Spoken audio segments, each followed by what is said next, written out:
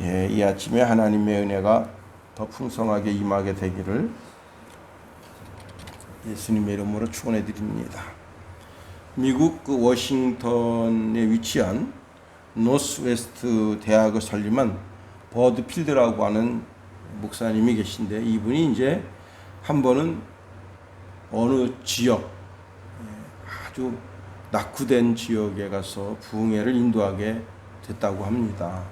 근데 교회에서 이제 그 목사님 오신인데 뭐 여관이 발달되어 있던 그런 시절이 아니니까 목사님을 누가 모실까 이렇게 고민하는데, 한 이제 노 집사님 부부가 그 목사님 우리 가정에서 모시겠습니다 하고, 그래서 오신 목사님을 그 가정에 모시게 됐어요.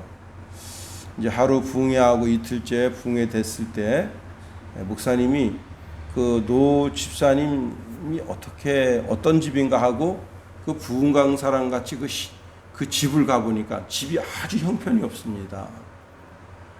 너무 일단 데이고 뭐 하여튼 침대도 그렇게 뭐 썩 좋아 보이지도 않고 집도 그렇게 썩 좋아 보이지도 않고, 그래서 고민하면서 목사님 저희가 좀 젊은 집사 부부 좀 집도 괜찮은 데로 옮겨드릴게요 그랬더니 이 목사님이 제가 좀 기도해 보고요.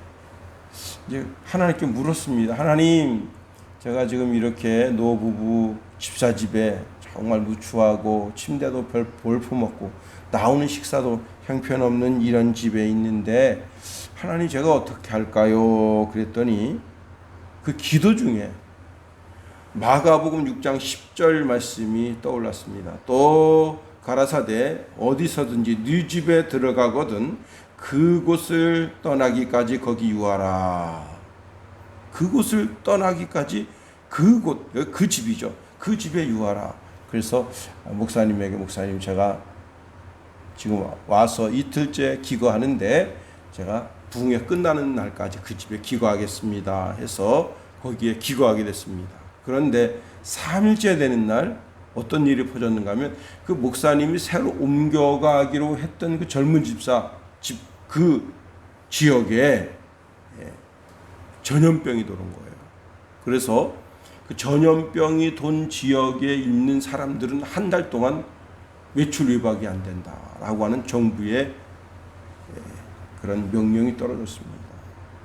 그때 그 교회의 목사님과 이 목사님도 하나님 말씀대로 사는 것이 얼마나 복된가. 만일 글로 옮겼으면, 젊은 집사 집으로 옮겼으면 어떻게 됐겠어요? 한 달 동안 오도 가도 못하고 그 집에 처박혀 살아야 되는 거 아니에요. 외딸고 시설도 별로 좋지 않은 집이지만 그 집에 유하게 될 때, 즉 하나님 말씀대로 살아가게 될 때, 그것이 그 부흥 강사 목사님이나 그 교회 목사님이나 모든 성도들에게 참된 하나님의 인도하심이었다 하는 겁니다. 우리의 삶을 움직여가는 모터가 자기 자신의 신념 또는 경험, 지혜에 있어서는 안 된다는 사실입니다. 때로는 내 지혜가, 내 지식이 아주 정말 반짝반짝거리고 진짜 이건 올바른 삶이야 라고 생각해 그 길을 갈 수 있지만, 나중에 되돌아 놓고 보면 그때 뭔가 잘못됐구나 하는 걸 알게 되는 거예요. 자기 자신의 지혜, 경험, 감정 이런 것을 의지하는 자는 그것 때문에 망하게 되는 겁니다. 우리는 늘 하나님의 말씀이 우리의 삶을 움직이는 모토가 되어야 한다는 겁니다. 다윗은 사울 왕을 이어서 2대째 왕이 된 사람입니다. 그는 왕이 된 후에 성막을 예루살렘으로 가져왔고, 그리고 이스라엘 전체의 신앙이 성막 중심의 신앙생활, 즉 성막에는 뭐가 있다 그랬어요? 그 하나님의 법궤 안에는 3가지가 있는데, 하나님의 십계명, 그리고 쌍난 지팡이, 아론의 쌍난 지팡이, 만나 항아리가 있는데 이 세 가지가 삼위일체 하나님을 상징합니다. 이 말씀은 그 십계명의 두 돌판은 여호와 하나님 아버지를 상징하고, 그 다음에 이제 만나 항아리는 예수 그리스도를 상징하고, 쌍난 지팡이는 성령의 인도하심을 의미하는 거예요. 하나님 중심, 말씀 중심, 그런 신앙생활. 그렇습니다. 자, 우리가 하나님 말씀대로 사는 것이 가장 복되고 삶의 기준점이 되는 거예요. 다윗이 이제 이렇게 풍족한 삶을 살면서 그를 돕는 사람들이 많이 늘어났습니다. 오늘 본문에 보면 매우 작은 나라, 보잘것없는 나라지만 히람이 다윗을 도와서 다윗성을 멋지게 세울 수 있게 된 겁니다. 히람은 다윗궁을 멋지게 지을 수 있도록 일꾼을 보내고 건축 자재를 보냈습니다. 오늘 보면 1절에 보니까 두로왕 히람이 다윗에게 사신들과 백향목과 석수와 목수를 보내 그의 궁전을 건축하게 하였더라. 오늘 본문에 있는 말씀을 통해서 우리가 깨달을 진리가 참 많습니다. 첫 번째는요, 다윗은 하나님이 인정해 주시는 왕이었다는 거예요. 다윗은 자신이 이스라엘의 왕 될 줄을 몰랐습니까? 아니에요. 알았어요. 오늘 보면 2절에 보면 다윗이 여호와께서 자기를 이스라엘의 왕으로 삼으신 줄을 깨달았으니 그랬습니다. 이스라엘의 왕으로 삼으신 줄을 깨달았다. 여기 깨달았다라고 하는 단어가 굉장히 중요한데요. 깨달았다고 하는 것은 하나님께서 이미 어릴 때 나이 16, 17살 정도 됐을 때 왕으로 예선했죠. 왕을 뽑아 놓으셨습니다. 너는 왕이 될 사람이다. 그래서 헤브론에서 왕이 되고 7년이 지난 다음에 지금 예루살렘 다윗성으로 올라와서 이스라엘 전체의 왕이 됐다고 하는 왕 즉위식을 또 했어요. 그러니까 이 다윗은 3번 기름 부음 받은 거예요. 예선하면서 헤브론에서 그리고 예루살렘에서 3번 기름 부음 받은 거예요. 왕이라고 하는 것에 대해서. 자, 이렇게 이스라엘의 왕이 됐다고 하는 것을 선포하는 왕 즉위식을 성대하게 해서 자기가 왕이 됐는데, 이 깨달았다라고 하는 단어는 무슨 뜻을 가지고 있는가 하면 자기 삶을 통해서 와, 진짜 하나님께서 나를 이 나라와 모든 세계의 왕으로 삼으셨구나 하는 것을 깨닫다라고 하는 것은 경험에서 알게 된다는 거예요. 하나님이 어릴 때 왕으로 세웠고 헤브론에서 왕을 세웠고 예루살렘에서 왕을 세웠어요. 그게 중요한 것이 아니라 하나님이 나를 이 나라와 이 세계를 위한 그런 왕으로 삼으셨구나. 그걸 삶을 통해서 어떤 한 사건을 겪으면서도 하나님이 나를 나라와 세계를 위해서 왕으로 삼으셨구나 하는 걸 알게 됐다는 거예요. 내가 예수 그리스도를 구주로 고백해서 하나님의 자녀가 됐습니다. 이건 성경의 가르침이죠. 성경이 예수 그리스도를 구주라고 고백하면 너는 하나님의 자녀가 되고 하나님의 자녀의 권세가 있고 그리고 하나님 말씀대로 살아가야 한다라고 하는 것은 성경의 가르침입니다. 그런데 내가 하나님의 자녀가 된 이후에 삶의 경험을 통해서 내가 하나님의 자녀구나 라고 하는 것을 알게 된다는 거예요. 몸소 체험하게 된다는 거예요. 그런 체험이 날마다 더해지는 여러분과 저가 되기를 예수님의 이름으로 축원해 드립니다. 삶을 통해서 내가 기도 응답을 통해서 또는 친구와의 대화를 통해서 이 사람은 정말 하나님의 사람이구나. 그것이 알아져가는 그런 역사가 있어야지. 그게 참된 하나님의 백성의 모습이 아니겠어요? 웰링턴 장군이 이제 쫓겨서 도망을 가는데 그 아주 급하게 한 동굴에 들어갑니다. 근데 들어가면서도 후회를 한 거예요. 왜? 이거 여기 이 지역에서 숨을 곳은 이 동굴밖에 없는데 내가 왜 여길 들어왔나. 그래서 급하게 하나님께 기도합니다. 하나님, 제가 참 어리석죠. 왜 여기 도망가도 하필 이 동굴에 또 들어왔을까요? 하나님, 저를 좀 보호해 주시옵소서. 그런데 놀라운 일이 생깁니다. 어서 거미 한 마리가 나오더니 거미줄을 척척척척 치는데 아주 순간적으로 딱 쳐버린 거예요. 근데 병사가 딱 들어오더니 거미줄을 딱 보면서 여기는 없겠구만. 그래서 거기 없는 걸 어떻게 하는가? 거미줄이 지금 새 거잖아. 이 거미줄이 탁 쳐져 있는데 사람 지나갔으면 거미줄이 죽여줬을 거 아니야. 그렇구만. 들어가 볼 필요도 없네 하고 그 두 병사가 빠져나갔습니다. 와, 하나님의 인도하신, 내가 정말 하나님의 인도하심 받고 있구나. 웰링턴이 나왔습니다.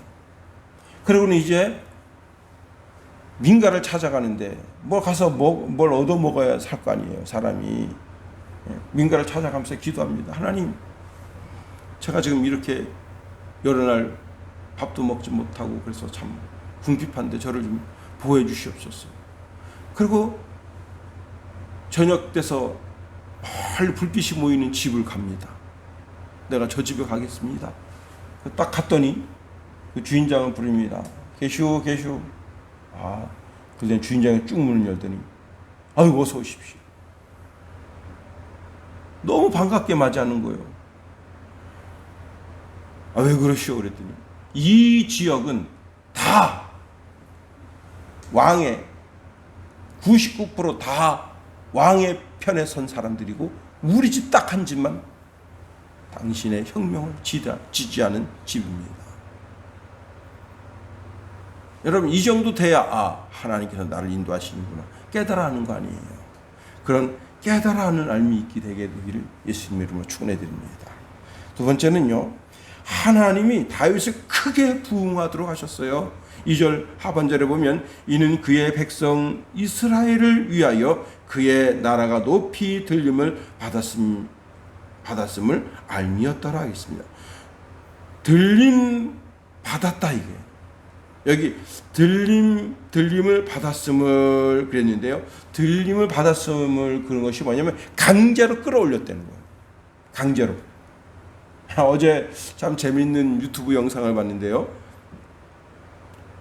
어떤 미국 사람이죠. 그러니까 개를 끌고 나왔어요. 그래가지고 이 사람이 물에 풍덩 들어갑니다. 그러니까 개가 안달복 달랐어요. 우리 주인이 개 물에 들어가서 죽어간다, 이게. 그러더니 그 검은 개를 보여주는데 검은 개가 막 낑낑낑대다가 저쪽에서 팍 풍덩해서 막 주인한테 가서 주인 그 옷을 물어가지고 끌어당기려고 그러는데 하얀 개는 벌써 들어갔더라고. 이야, 그런 맛에서 개를 기르는 게 아닌가. 응?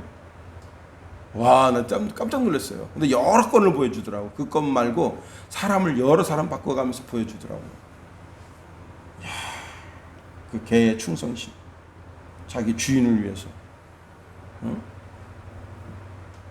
그러더니 그 개가 그 사람이 뭘 입었냐면 안전조끼를 입었는데 안전조끼를 물어가지고 물가로 끌고 와가지고 자기는 이제 그 나무로 된 이게 뭐랄까 부두 비슷한 된, 그러니까 나무로 된 데요. 그러니까 거기에서 그 사람 끌어올리는 거, 강제로 끌어올리는데 이 주인이 좋아가지고 끌어안으면서 막 쓰다듬어요.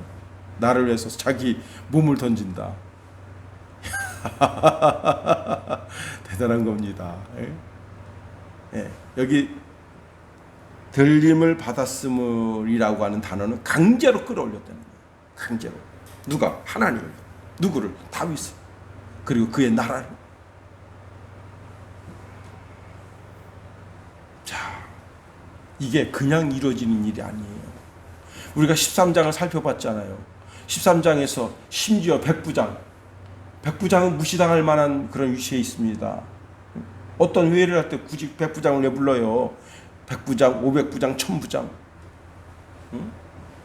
다 불러 모아서 그 군인들한테 이야기합니다. 우리가 여호와 하나님만 섬기자. 그때 그들이 그렇게 하죠.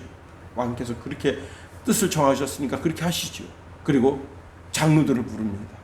장로들을 부르는데 여러분 그 지파장이 있고 그 밑에 이제 쭉 있잖아요.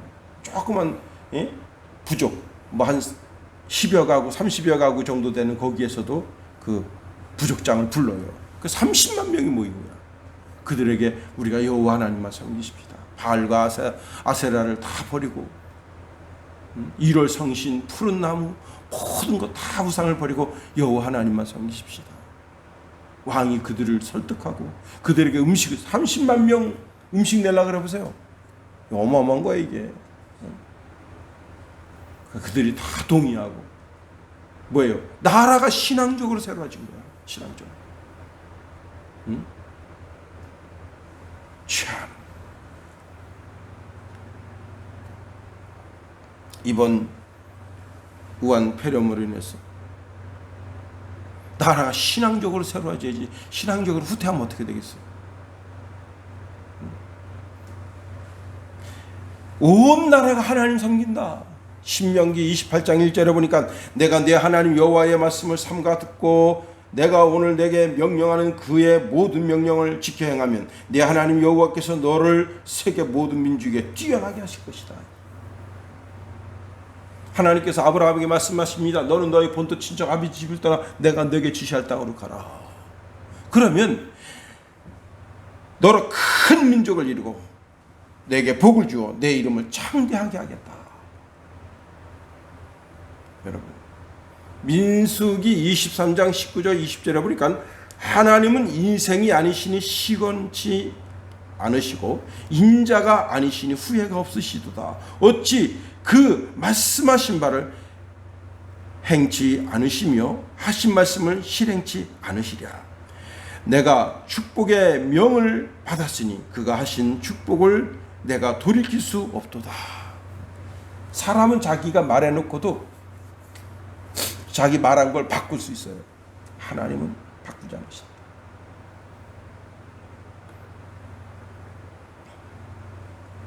하나님이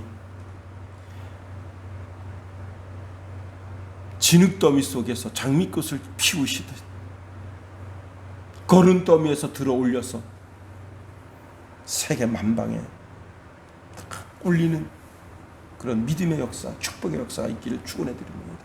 다윗은요 막내야 막내. 막내는 뭐예요? 인간적으로 보면 막내는 뭐 재산도 뭐 갈 게 없어. 그리고 막내는 보통 막내는 어떻습니까? 요즘 뭐 한둘 있으니까 막내 개념이 없지만 한 7, 8명 있는 집에서 막내는 한 대만 얻어 터져도 7대예요. 그 집에서 악동이 되는 거예요. 악동. 사고뭉치. 그게 막내 개념인데 그런 막내를 하나님이 들어서 어쩌면 이스라엘의 막내고 전 세계의 막내 같은 다윗을 들어서 강제로 끌어올리셔가지고 만방에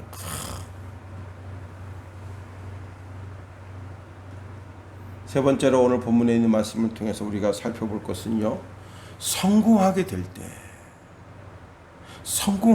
내가 크게 됐을 때, 그때 방심하면 안 된다. 보통 사람들이 이렇게 크게 되면 그때부터 방심합니다.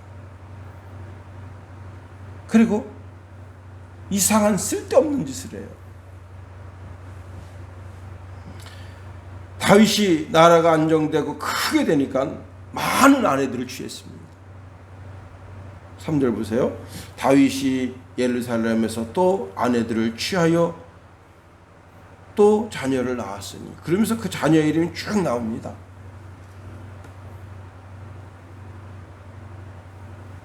헤브론에서도 아내를 취했어요. 또 예루살렘에서 또 아내를 또 취하고, 그 중에 아주 격동적인 사건이 뭐예요? 밧세바.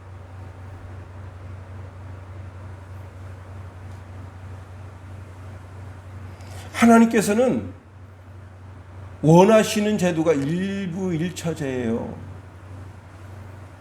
자, 아브라함이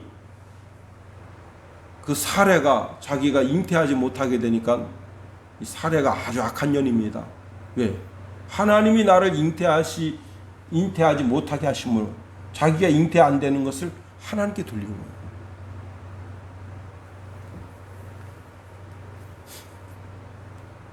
주일날 시골집에 가서 어머니를 뵀는데 어머니가 그런 얘기합니다. 최경원 얘기라는 거예요. 최경원. 그 처녀 때 그렇게 배를 내놓고 다니고 그래서 그러면 안 된다. 여자는 배를 따뜻하게 해야 된다. 그래서 어머니가 하시는 말씀이 그러니까 딸 하나밖에 못 낳았다. 난 충격받았어요. 내가. 최경원이가 그럴 애가 아닌데 우리가 볼 때 참 다소곳하고 겸손하고 그런데 처녀 때 그랬나? 참 경은이를 그렇게 말씀하시는 건가 하니까 그런 생각이 들었었어요. 사실은. 예, 배를 따뜻하게 해야 된다. 그런데 이 사례는 자기가 임신 못하는 것을 하나님께 원망하듯 돌리면서 뭐라 했느냐? 자기 몸종 하가를 데려다가 애를 낳으라 한 거예요.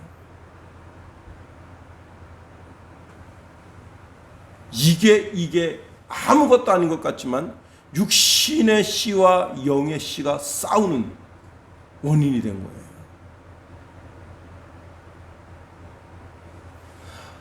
사례가 그런 어리석은 결정을 안 했더라면 어땠을까요? 결국은 그 집안에 분쟁이 생기고 야곱도 마찬가지입니다. 자, 많은 첩을 두고 그 첩 자식들이 어떤 일을 벌이는 거예요? 예루살렘을 더럽히는 짓을 했잖아요. 집안에 성폭행 문제가 생기고 집안에 형제들끼리 왕자의 난이 터지고 아버지를 죽이겠다고 달겨들지를 않나. 창조 질서를 어긋난 어리석은 짓을 저지름으로 말미암아 하나님께서 그렇게 왕으로 삼으시고 그리고 하나님께서 그렇게 이스라엘을 딱 강제로 끌어가지고 올리셔서 전 세계 모든 사람들이 와 지금 하나님께서 다윗을 그렇게 들어서 그 나라와 그 백성을 들어서 전 세계 1등 국민이 되게 하셨다. 이스라엘 함부로 건드렸다면 큰일 난다. 그렇게 알게 하셨는데 그 모든 명성과 영광을 더럽히는 육체적 일로 인해서 더럽히는 그런 어리석음을 저질렀다. 그러니 우리가 어떻게 해야 돼요? 더 잘 됐을 때, 더 잘 나갈 때, 더 하나님 말씀 가운데 살아야 돼요. 그러므로 이런 어리석음에 빠지지 않는 참된 지혜자가 되어야 하는 겁니다. 오늘도 우리가 하루를 준행하게 됩니다. 그 사람이 크게 되고 멋지게 되고 영광스럽게 되는 것이 자신의 지혜에 있지 않습니다. 자신의 명철에 있지 않고 자신의 경험에 있지 않아요. 하나님의 말씀대로 그대로 올곧게 준행하면 하나님이 그 사람을 되게 하십니다. 세계 모든 민족 위에 뛰어나게 하십니다. 이 하루를 말씀대로 살아서 하나님의 영광이 축복이 성령의 인도하심이 떠나지 않는 저와 여러분이 될 수 있기를 예수님 이름으로 축원해드립니다. 주기도문하겠습니다.